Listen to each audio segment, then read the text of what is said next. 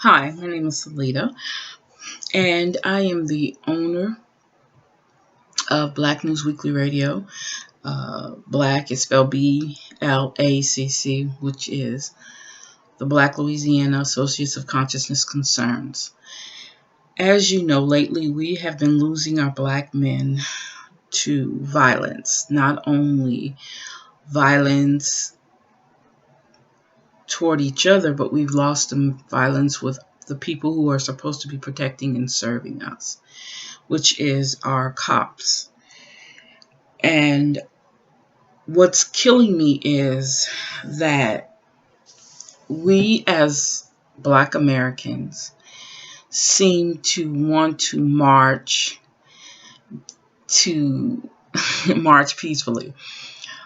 But my problem with that is, and let me say this, I'm not against it. If it works, it works. If it doesn't, it doesn't. Obviously, it's not, because for some reason, these same cops are getting off and they're being able to go home to their families, while the families of the victims go home to depression, PTSD.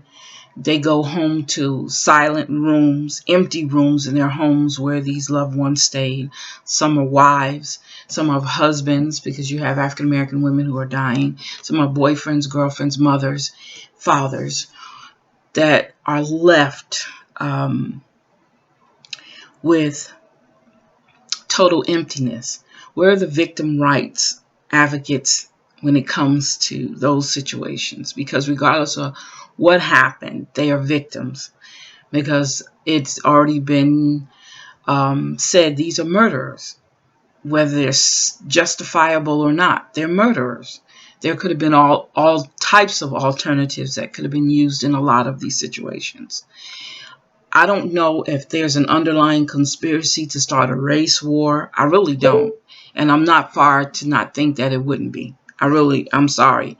I'm a conspiracy theorist to a certain extent. So I wouldn't be surprised if there was a systematic setup for a race war. It's a possibility. So I say this. I don't know what it's going to take us as African Americans. We sit by and we want to do everything in peace. But we're Christians, and Jesus was radical. Jesus was an activist for the poor and for the downtrodden. But we seem to sit back and not take on that spirit. We're so-called Christians. You could go to the church and gather up and have meetings and talk about the things that are going on in America against our sisters and brothers. But yet and still we don't see that. We hear this roaring crowd for democracy. We hear this roaring crowd in the church for prosperity. Prosperity for what? For what? Because we're not putting it back in the communities. So prosperity is for what? To continue to make the other side rich. I mean, what is prosperity for what? The American dream. You have people out there who are put in place to keep us from seeing the American dream. Look at Detroit. I mean, the most powerful Black cities are crumbling. And we're sitting in churches praising prosperity and pushing prosperity. And the pastors and preachers who are not in our pockets, they're working for the other side. And I'm not saying all of them, but we have a large amount of them that walk around in silence because their hands are in the pocket of the same people who are oppressing us. The right to live in this America is a right. We attempted to create a world for our families, just like they live their families. They have the white picket fence, the nice streets, the cops that are on the beat, like they used to say. We don't deserve that. We're considered refugees. We're considered thugs. We're considered some of us them thinks that we're still immigrants when we didn't come over here on our own dime. Okay, we've created this world for our children to grow up in that's filled with violence. Violence began violence began violence. I mean, America was built on violence. Okay, why are we so all of a sudden now, we want all this peace? Why, America? Why? You weren't built on peace. You weren't birthed out of peace. You were birthed out of thievery, pillaging, raping, and murdering, and slaughtering people. So what makes you think all of a sudden now we want peace? And I'm not promoting violence. I'm just saying there should be another way that we can come at this from another angle. I'm saying there should be a way that we should be able to sit down and find different ways of not supporting this madness, boycotting. Stop buying the products. Stop supporting the same people who support these cops. That's your local grocery stores. Because you see, we don't own anything anymore. Little by little, we've got this mindset, and that we need to keep giving more to them. But what you're not realizing, when you give more to them and you support them, you're taking away from us. We don't trust each other. We bully, we fight. Where do all you think all that came from? We're all in the same boat. They treat us all the same exact way. You're not no better. And I hate to use a word, to them you're a nigger just like anybody else is. Just because you make a little bit more money or you live in a little prettier house, but they look at you the same way. So when are we as a people going to wake up and say enough? I'm tired. We've got to work this out. We got to make this happen. And we got to stop killing each other. We cannot say that we're against the cops killing us, but yet and still we're steady killing each other. We can't. That makes any young person confused. If we're trying to teach our young people how to deal with all of this, we've got to stop confusing them. We'll fight the cops, but we won't fight and stop the killing of our own people by each other. We don't want to stop that. We just want to continue to fight. We got to find a balance here. And the balance is in us stop fighting each other first. Stop fighting each other, and then let's fight. If we have to go that route, fight the other side.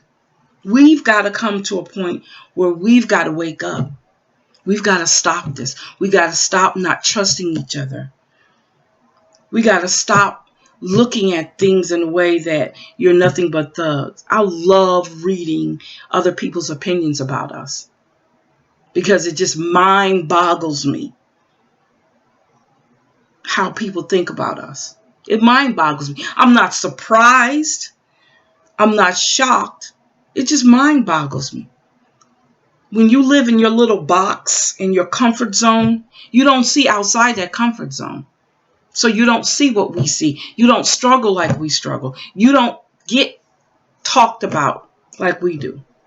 But instead of us coming together and say enough is enough, we'd rather fight each other, put it on video, and then sit around and laugh about it. I don't like violent videos fighting each other on my Facebook pages. And I will take them off. If they come on there, I take them off. If you post one, it's coming off my page. Because we live in a world of violence right now. We buy our children these horrific video games. We turn our kids because of our terrible bringing up. We teach our children to be bullies, male and female bullies. None of these things are positive. And then when they get out in the world and they commit crimes and they do bad things, we're shocked. Why? Why? We've created the monsters that we raise. And I'm not saying everybody's child is a monster. I'm just saying we create the monsters that we're living with. That's reality. That's killing each other. We created these monsters. We've got to come to a point as parents, as concerned citizens, that enough is enough. And only we can do that. Nobody else can do it for us. We have to do it.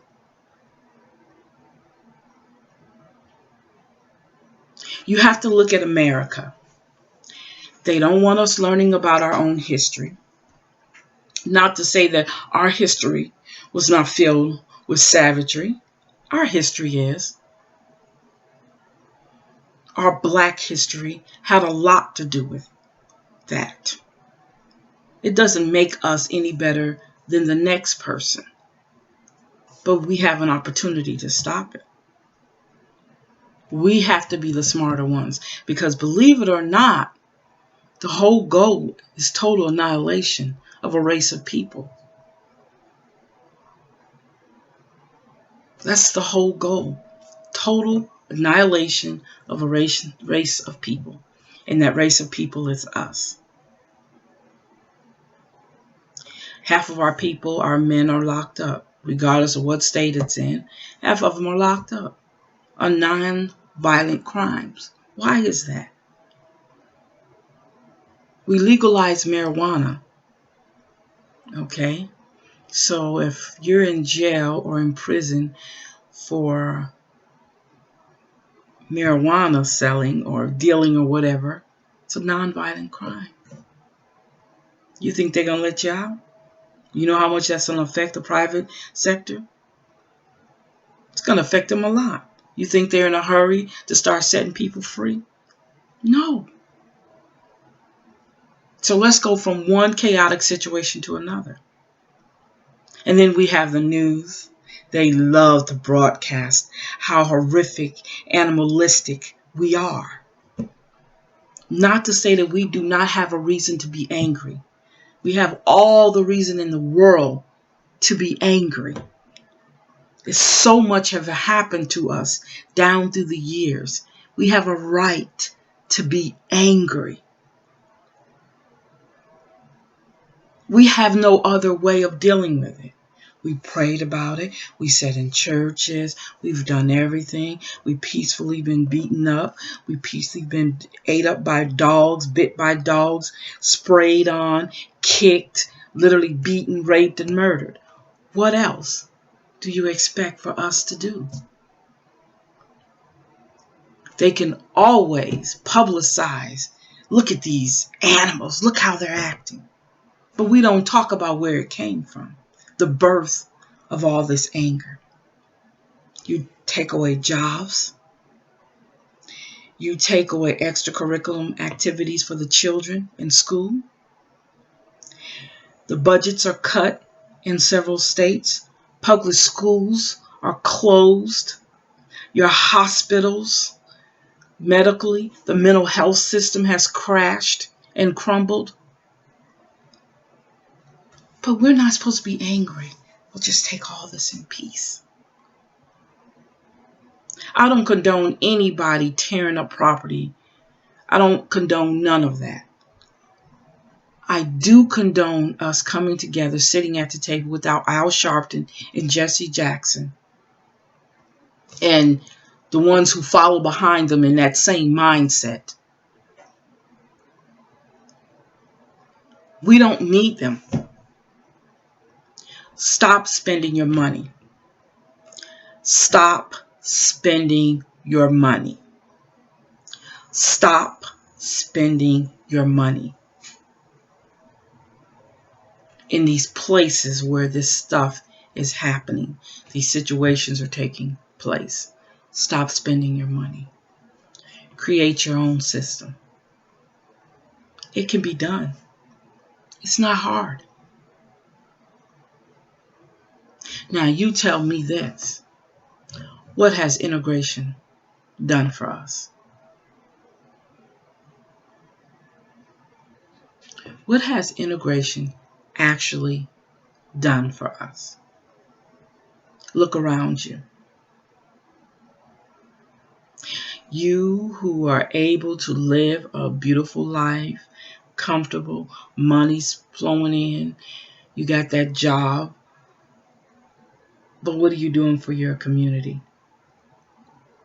What are you doing for underprivileged children? You go on a vacation and they've never even left off the sidewalk. You're privileged for that. Those are the things that I can talk about and the things that I see that we as a people can truly change. We can change what's happening. It can be changed. It's all up to us. But it's got to start with us. It's got to start with the ideal that we as a people have got to stop having this mindset. You have a right to be angry. You have a right to be angry. You have a right to be angry. Do not get it out of your mind that because you're angry, you're not allowed to be. You have a right to have anger in your spirit. Anger that you're tired. Anger that the doors have been closed on you over and over again. You have a right to that. I am not condoning the violence. The destruction can be replaceable. But the violence toward each other, the violence toward other people. Maybe right now, we need to take that anger and bottle it to a certain extent and use it in a different way, a productive way. You go to jail, you got to pay fines, you're still giving back into their system. Because when whoever pays your fines, whoever pays your court fees, whether it's you or anybody else, you're still getting back into the system, giving back to that system that's oppressed us. When are we going to actually stop and look at what we're doing to ourselves? Get your head out of the sand and pay attention to what's going on. It can be done, you guys. And it's all up to us to make that difference. This is Salita from Black News Weekly Radio, 88.1 KYT FM, Alexandria. I want to say bye-bye.